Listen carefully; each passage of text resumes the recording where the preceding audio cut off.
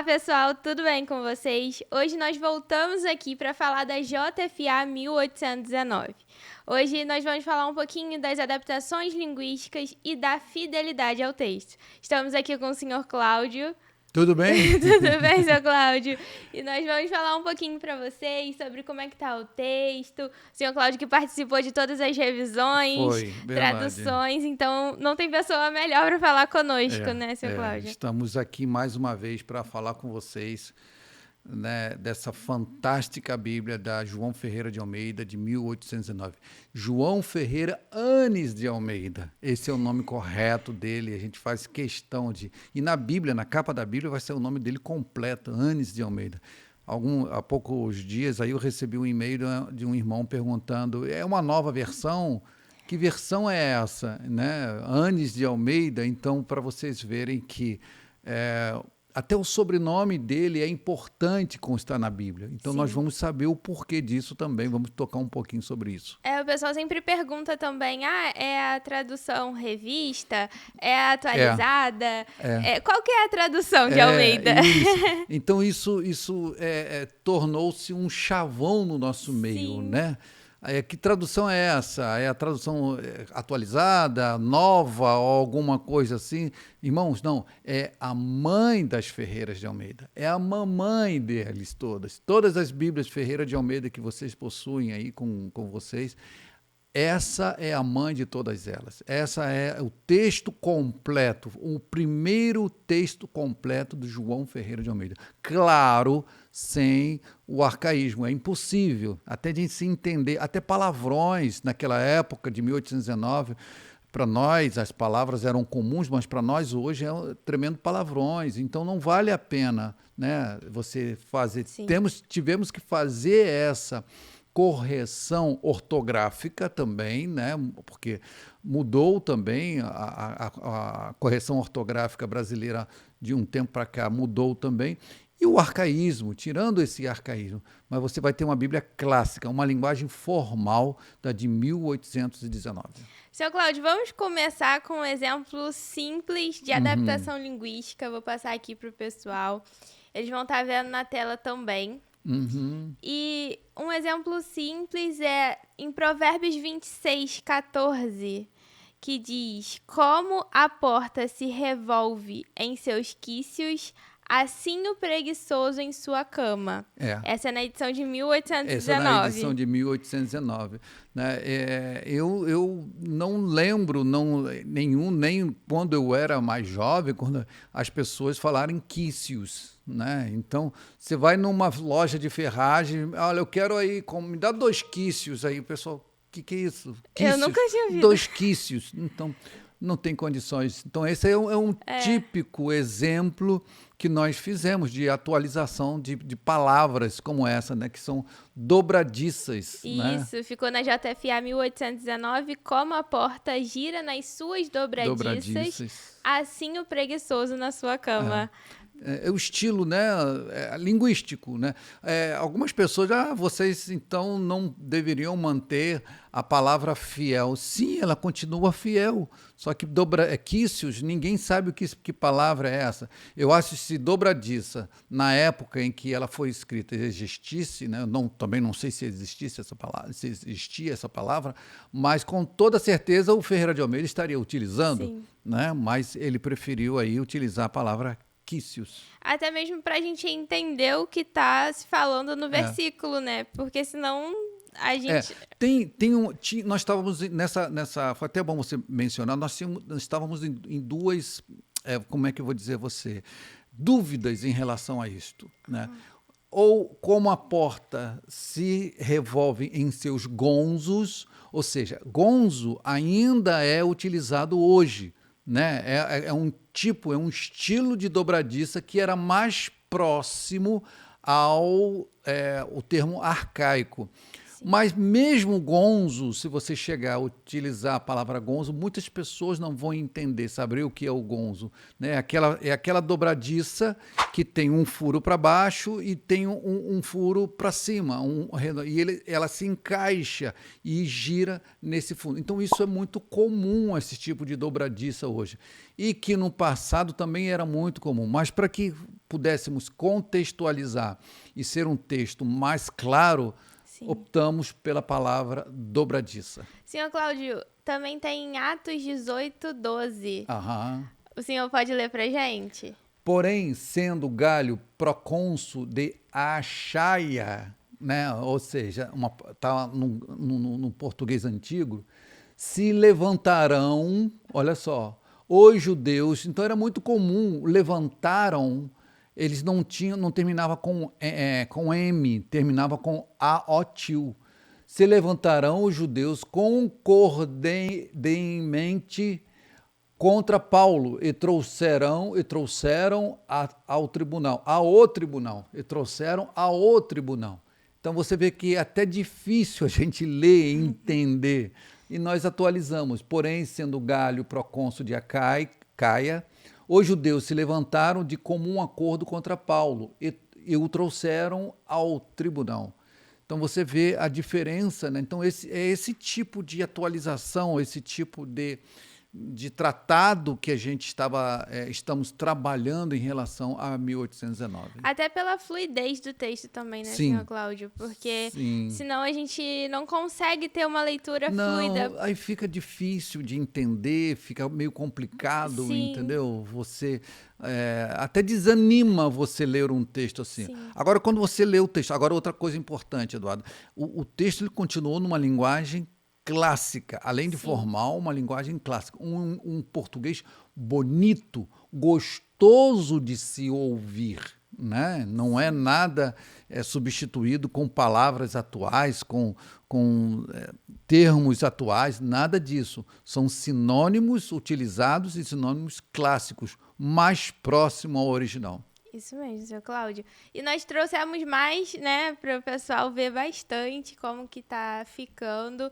Gênesis 17:1, sobre o termo ser sincero. Sim, então, o ser sincero é um termo muito utilizado, né? Em algumas Bíblias, seja sincero ou sincero, mas ali nós buscamos ser sincero. Né? Em 25:30, sorver, vermelho, Edom. Então, mantivemos essas palavras aí, alterando para os dias, as palavras, os sinônimos. Josué 7:15, e fez loucura em Israel. É interessante que no original de 1819 está, e fez doidice em Israel. Olha que coisa, também na mesma forma, e fez loucura em Israel. Então, nós substituímos, procuramos a fazer essa adaptação clara, clássica, entendida da Bíblia de 1819. Josué 10:19, segui a vossos inimigos, feri-os no rabo. Olha que coisa interessante. Então você vê que é até uma palavra um pouco pejorativa, né? Então, ou seja, segui vossos inimigos e feri os que ficaram atrás. Então, é uma linguagem totalmente diferente. Né? Já pensou você ler isto? Feriu-os no rabo. Você lê isso de púlpito. Não tem complicado como. Isso. É uma situação bem complicada você ler dessa forma. É claro que para a época de 1819 era normal isso. Era literalmente normal. Né? Mas para os nossos dias... difícil. E é por isso que é necessário, né, senhor Cláudio, fazer essas adaptações, sem mudar o sentido original, né, que João Ferreira de Almeida escreveu, traduziu as escrituras, mas adaptando para a nossa linguagem de hoje. Senão fica uma leitura muito difícil, né, como nós falamos. E isso, irmãos, nós estamos fazendo isso para dar uma satisfação para você. Né? Então, antes que a gente recebe tantos e-mails, eu sempre digo que deveria existir uma Bíblia diferente para cada pessoa. A gente recebe muitos e-mails. Por que você não faz isso? Por que tal? Você devia fazer isso. Você tirando esses termos arcaicos, deixou de ser original. Como assim, irmão? Como deixou de ser original? Como é que você vai ler uma expressão, um termo desse para a igreja? Pregando. De forma alguma, tem dupla conotação. Então, isso se faz necessário para que você entenda o nosso trabalho aqui na BV. Veja bem, em nenhum momento nós deixamos ali que a ideia, a doutrina, tanto do tradutor como o revisor, tomasse conta do texto bíblico de 1819. Nós tivemos ali, hoje nós já estamos na 5ª revisão.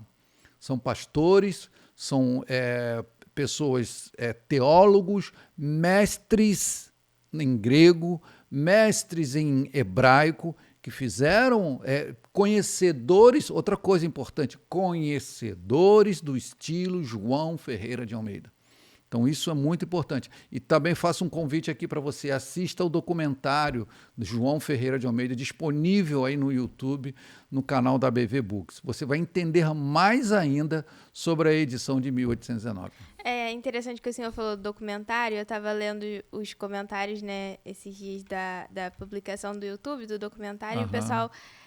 realmente falando, nossa, eu não conhecia a história. É verdade. Teve uma moça que ela falou que ela estuda a história da Bíblia e ela não tinha esse conhecimento tão profundo sobre o João Ferreira de Almeida. Sim. Então, assim, é muito interessante a gente ver esses comentários, né, do público. Então, comentem lá pra gente, saber, né? Até alguns falam, podia ter feito dessa forma, podia ter feito de outra.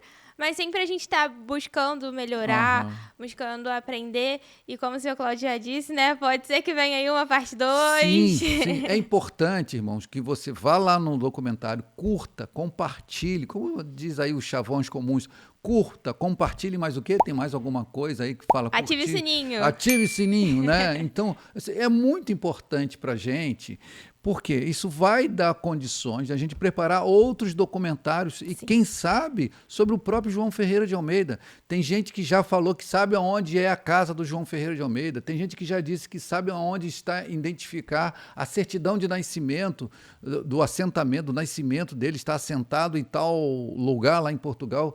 Sabe aonde encontrar? Então, isso nos ajuda a ir lá, voltar lá, fazer novamente o documentário, verificar todos esses pontos. Enfim, ajuda-nos aí em relação a você ir lá no YouTube e compartilhar o vídeo, assistir e compartilhar o vídeo da história de João Ferreira de Almeida. Isso mesmo, assistir, né? É muito importante para vocês estarem conhecendo um pouquinho do João Ferreira de Almeida. João Ferreira Anis de Almeida, não posso esquecer.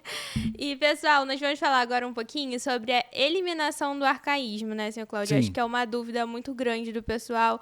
Como é que vai estar essa questão do arcaísmo? Então, nós trouxemos aqui alguns versículos. Vamos começar com Ezequiel 36:3.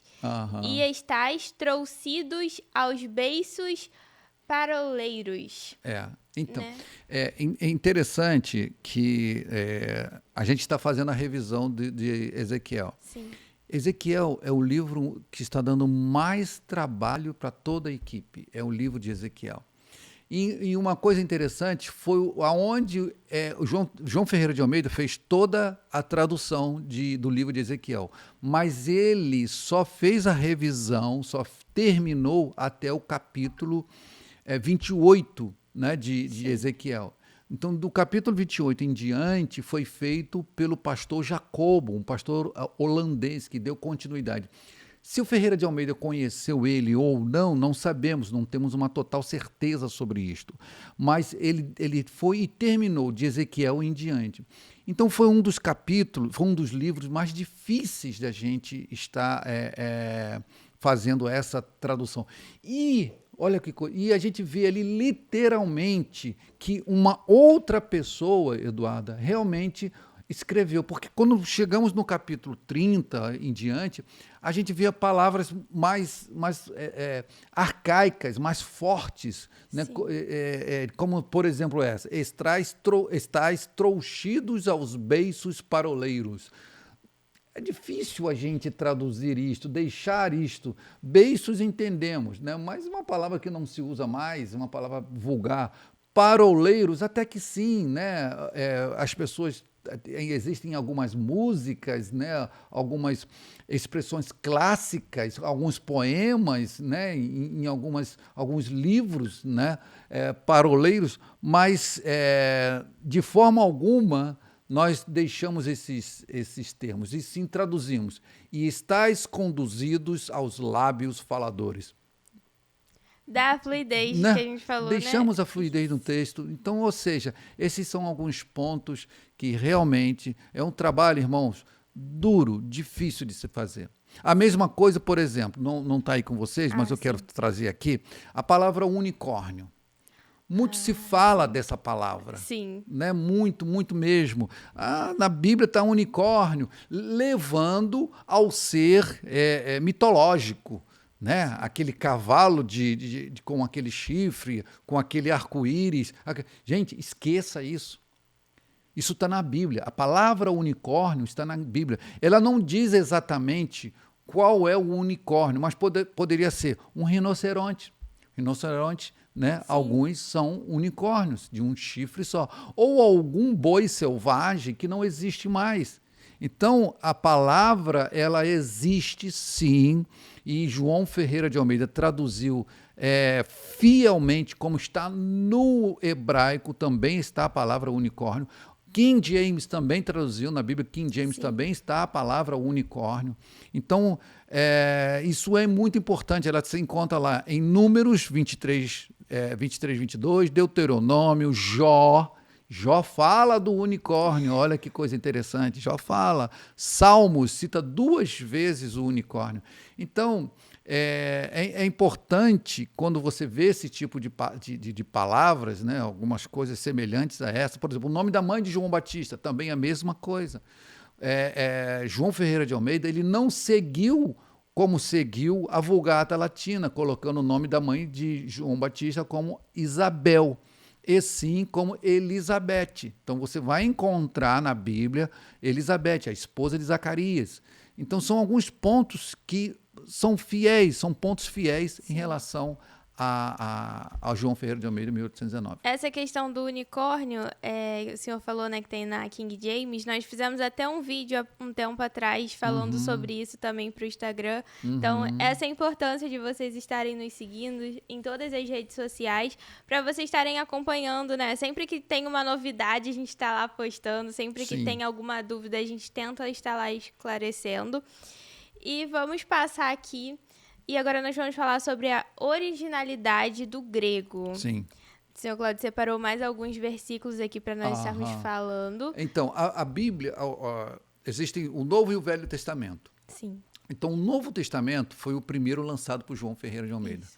Lançado por ele, revisado por ele. Então, foi um tempo onde foi o primeiro livro que ele investiu todo o seu tempo precioso de tradução de Bíblia, ele investiu no Novo Testamento, né? Que foi assim um tempo mais longo do que o Velho Testamento. Bem porque ele teve também a Casiodoro de Reina como base, ele teve ali alguns os textos receptos também, enfim, e outros textos disponíveis à sua época.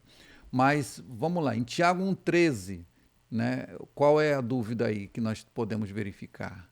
Aqui está dizendo, ninguém sendo tentado diga, por Deus sou tentado, pois Deus não pode ser tentado por coisas más, e tampouco a ninguém tenta. E aí aqui ele traz o coisas más, né? No grego a palavra é kakos, kakos. Kakos. Está no plural e significa males ou coisas más. Porém, a maioria das traduções para o português, a palavra é traduzida no singular como mal, perdendo assim a força da originalidade bíblica. Da palavra bíblica. Sim. Então você vê que é o estilo João Ferreira de Almeida sendo alterado por um estilo de um editor. Sim. Né? Tem um ditado italiano que diz tradutore traditore, ou seja, tradutor traidor. Ah, sim. Ou seja, ele escreveu alguma coisa e vem o tradutor, vem o editor e altera aquilo. Então, você vê que no grego a palavra está no plural. Sim. Né? No grego a palavra está no plural. Males, por coisas más. Olha que coisa interessante. E até eu acho que altera um pouco o sentido, né? Porque se a gente lê, pode ser tentado pelo mal ou por coisa mal, né? a gente pode até pensar em outro sentido, de tipo assim, é o inimigo que tá tentando, ou algo do tipo. E quando tem essa coisas mais, a gente já então tem você outra vê aí interpretação. a fidelidade que nós mantivemos aí na Bíblia para que você possa realmente fazer também uma comparação e entender melhor o texto bíblico. Também trouxemos aqui Tiago 2,18, que diz: porém dirá alguém, tu tens a fé e eu tenho as obras. Mostra-me tua fé por tuas obras e eu te mostrarei minha fé por minhas obras.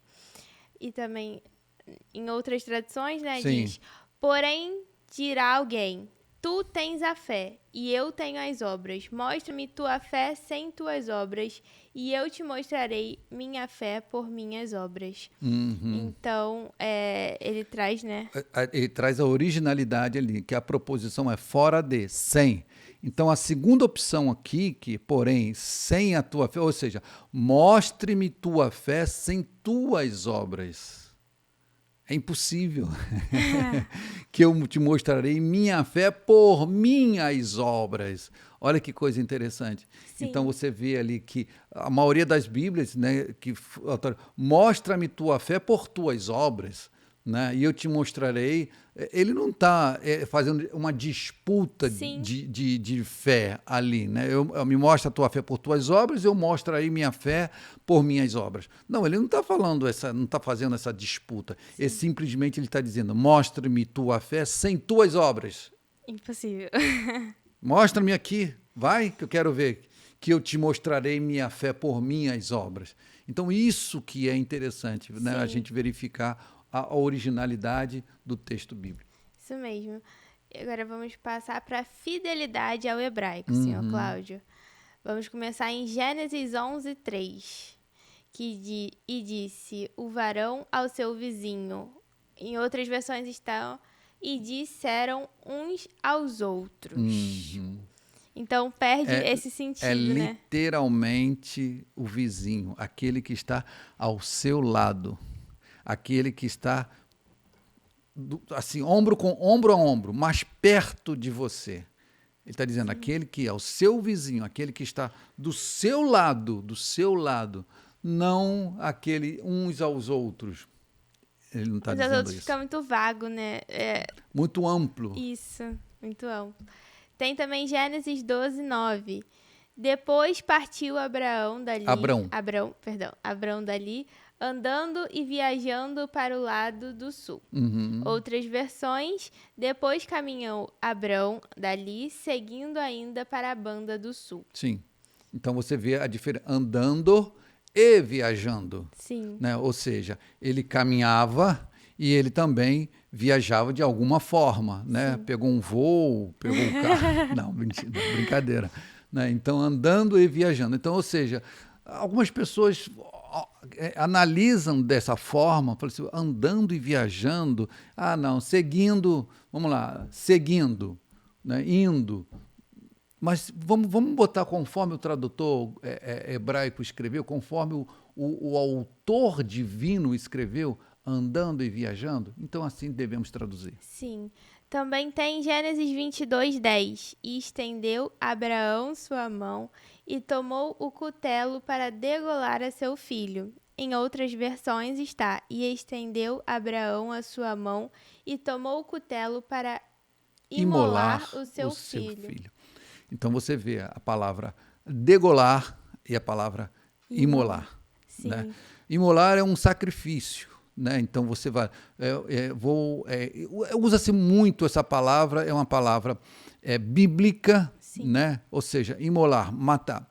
Mas quando você vai degolar alguém, você está dizendo o quê? Você pega o cutelo e é aqui, ó. Sim. Você degolou uma pessoa. Um animal, quando eram feitos os sacrifícios, era feito aqui assim, ó. Você aí sabe como é que se mata um frango, uma galinha, um galo, ou até outros animais. É mais comum ver um frango pelo pescoço. para que todo o sangue jorre. Então, dessa forma, o jorrar do sangue ali, que havia o derramamento do sangue para a purificação ou para a entrega do sacrifício. Então, você vê, nós deixamos a palavra degolar a seu filho, ou seja, ele ia pegar o cutelo, ia pegar ali e ia passar aqui no pescoço dele. Esse era para você ser mais forte, a palavra é mais forte nesse ponto. Sim, e é importante, né, para a gente estar entendendo esses pontos, porque às vezes são pontos que passam, né, Sim. Desapercebido mesmo. Sim. E nós vamos falar também sobre a originalidade e o estilo JFA que foi alterado, né? Sobre a fidelidade ao texto de 1819. Lá em Apocalipse 1:11, que dizia: eu sou o Alfa e o Ômega, o primeiro e o último, e o que vês, escreve-o em um livro e envia-o às 7 igrejas que estão na Ásia, a saber, a Éfeso e a Esmirna, e a Pérgamo, e a Tiatira, e a Sardes, e a Filadélfia, e a Laodiceia. Sim. Então, é um texto completo. Sim. Mantivemos também ali a originalidade do Ferreira de Almeida. Eu sou o Alfa e o Ômega. Se você buscar aí na sua Bíblia, Apocalipse 1:11, retiraram isso. Muitas Bíblias retiraram o Alfa e o Ômega. Simplesmente, apagou.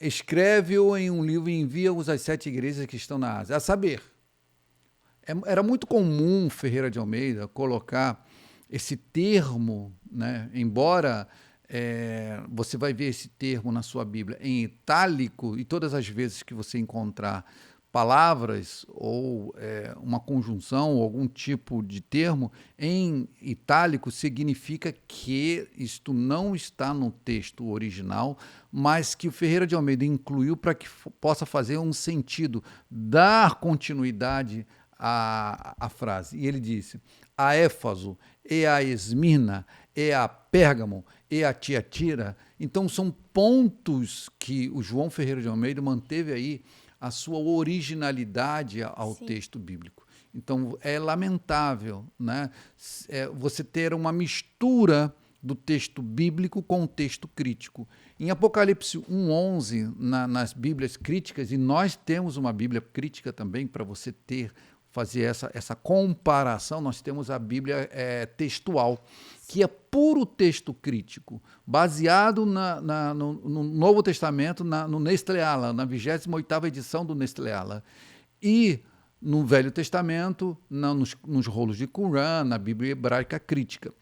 Então é lamentável que fizeram essa mistura de texto crítico com o texto Receptus, com o texto do João Ferreira de Almeida.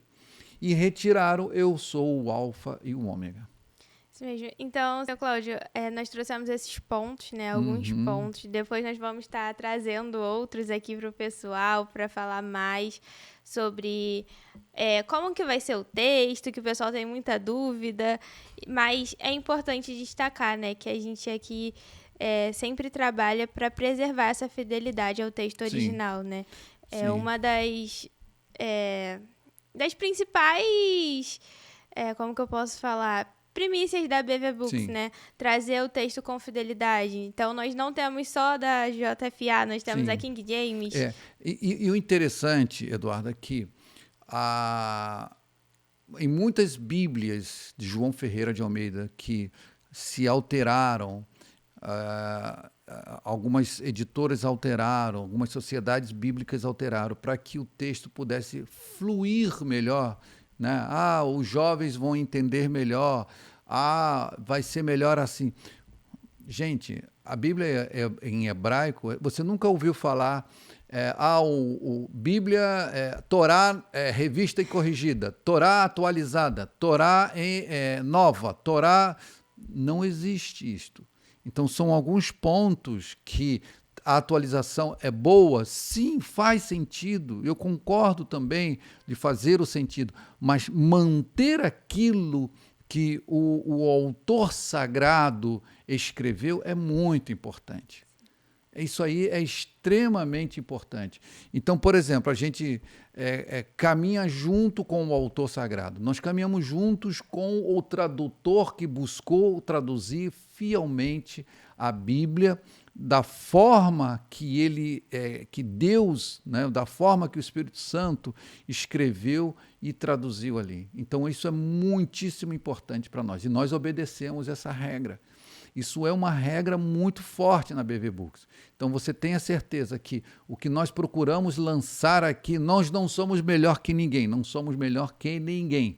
Tenha certeza disto. Precisamos muito da sua ajuda. Até mesmo você, se você ler alguma coisa, irmão, isso não está muito legal, esse termo não está traduzido. Olha, é dessa forma. Manda um e-mail para nós aqui, faleconosco@bvbooks.com.br. Mande um e-mail aqui para a gente. Esse é o meu e-mail, você pode mandar esse e-mail e para a gente estar batendo um papo e a gente está aqui trabalhando para a melhora do texto bíblico. Eu quero estar mais junto de você, eu quero estar mais perto de você. Senhor Cláudio, para nós encerrarmos, é importante nós falarmos disso daqui, que vamos trocar para a câmera fechada, que é o nosso brinde, um dos nossos brindes, o outro ainda vai ser divulgado, mas é um marcador de páginas de PVC, nós chamamos carinhosamente, né, um marca-páginas JFA Premium, né, que ele é de PVC, ele não vai se desfazer ao longo do tempo. Tem esse tassel aqui, muito bonito. Bonito. Né, que deixa elegante. Não temos uma Bíblia aqui no momento, mas quando você coloca na Bíblia, fica lindo. Temos um livro. Temos aqui o livro da Forja. Né, para você ver como claro, fica muito, realmente fica elegante, né? Aqui, você colocar, fazer a sua marcação. A produção conseguiu uma Bíblia pra gente. Aí, ó. Então você coloca e fica. Então você que está reservando aí já, desde já, olha como é que ficou bonitinho. Combina bastante, combina com a capa preta, combina com a capa marrom, com a capa cinza. Então, você que está fazendo aí a sua reserva, você vai receber, lindo mesmo, lindo a arte, a cor, né? 1819, 2025. Então, você tem aqui, qual o nome de tassel? Tassel. Com esse ornamento aqui, ó, esse tassel bonitinho aqui, aonde você vai estar utilizando para fazer as suas marcações bíblicas. E depois também temos o outro brinde, que é um segredo. É um segredo, não vamos contar spoiler agora, mas em breve vocês verão esse outro brinde. Em breve também estará disponível, se Deus quiser, a Bíblia JFA 1819, né, seu Cláudio? Sim. O senhor Cláudio está trabalhando com todo o afinco junto com os revisores. Eu creio, eu vou falar aqui para você, eu creio que dependendo de todo o andamento, nós estamos ainda terminando, né, a revisão da diagramação. Né? A diagramação é a Bíblia como ela vai estar em papel. Então, isso é na Bíblia digital, no PDF. Então, estamos revisando a diagramação. O livro de Ezequiel é o último livro que está dando um pouquinho mais. Mas, como eu disse aqui, foi o último livro realmente... o João Ferreira traduziu até esse livro, então daí em diante já está totalmente traduzido e revisado, mas o livro de Ezequiel está dando um pouquinho mais de trabalho para a gente. Mas eu estou crendo que ainda agora, daqui para uns 15 dias, nós já vamos estar enviando essa Bíblia para a gráfica, né? Se Deus quiser, para que esteja pronta antes da data prevista aí no lançamento, na pré-venda. E eu convido a você a ir agora no site da BV. Vai lá, faz a sua pré-venda, deixa lá o seu comentário, baixe também o PDF com o livreto da Bíblia, contendo o livro de Gênesis e o livro de Êxodos. Isso. Não, João Ferreira de Almeida é Gênesis e Mateus, se eu não me engano. Gênesis e Êxodos é na Septuaginta. Isso mesmo. Né? Gênesis e Mateus ou Gênesis e João. Um desses dois livros vão estar ali para você conhecer, para você baixar, para você saber um pouquinho mais da João Ferreira de Almeida. Ou Nós o livro vamos de deixar Êxodo, de aqui Gênesis. na descrição Sim. também, para o pessoal estar conseguindo acessar essa Bíblia, né? Essa Bíblia não, né? O livreto, a amostra grátis. Então, vocês vão conseguir estar acessando, vendo o estilo, né, de João Ferreira de Almeida nessa obra. Então, é muito importante, Eduarda, compartilhe esse vídeo, né? Sim. Curta também. Curtir também é tão importante quanto compartilhar. Então, curtir, o YouTube vai entender que ele é relevante para que nós possamos cada vez mais estar indo divulgando esse trabalho de João Ferreira de Almeida de 1819. Muita gente está ligando para nós, muita gente. E também, se você for no site, for reservar agora, e o site estiver um pouco lento, não se preocupe com isso. Ou então você receber. Tem muita gente que eu paguei e não estou recebendo a confirmação do meu pagamento. Gente, é porque estamos congestionados. Graças a Deus, nós estamos congestionados com o site. Já está resolvido? Sim, está resolvido, mas está um pouco lento. Então, se você não recebeu a mensagem rápida do seu pagamento, mas tenha certeza de que o serviço foi feito e foi pago. Isso mesmo, pessoal. Então, muito obrigada por terem assistido, né, até aqui. Obrigada por sempre estarem nos acompanhando, sempre estarem comentando. Continuem, como o seu Cláudio falou, ativa o sininho para não perder nenhuma novidade. Nos acompanhem no Instagram, Facebook, TikTok, em todas as plataformas. E até a próxima, que a gente volta daqui a pouco. Tchau. Tchau, tchau.